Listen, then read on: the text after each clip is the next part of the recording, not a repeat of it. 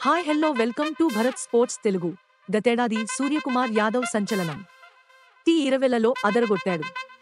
గతేడాది అంతర్జాతీయ టీ20లలో అత్యధిక పరుగులు చేసిన ప్లేయర్గా నిలిచాడు.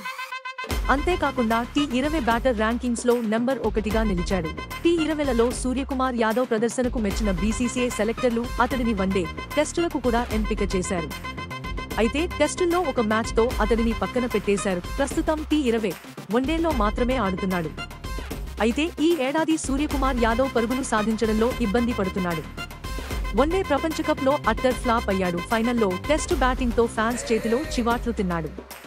ఇక తాజాగా ఆస్ట్రేలియాతో ముగిసిన టీ20 సిరీస్లో కూడా ఆశించిన స్థాయిలో రాణించలేదు. తనకు అచ్చొచ్చిన టీ20లలో కూడా సూర్యకుమార్ యాదవ్ విఫలం కావడం గమనార్హం.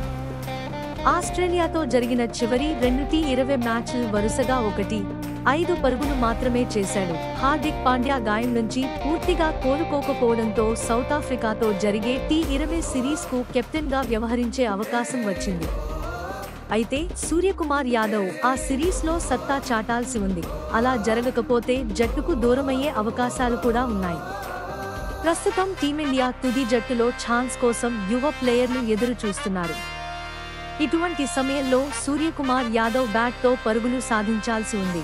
అలా కాకుండా సౌతాఫ్రికాతో జరిగే టీ20 సిరీస్లో విఫలం అయితే మాత్రం అతడిపై వేటు పడటం ఖాయం. గతంలో లాగా ఈ ఏడాది సూర్యకుమార్ యాదవ్ చెలరేగి పరుగులు సాధించడం లేదు.